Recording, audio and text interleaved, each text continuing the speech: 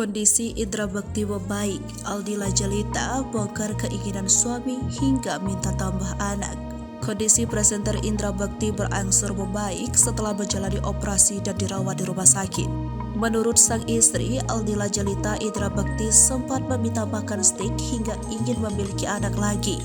Pria yang akrab disapa Bekti ini pun langsung menyampaikan keinginannya pada Aldila.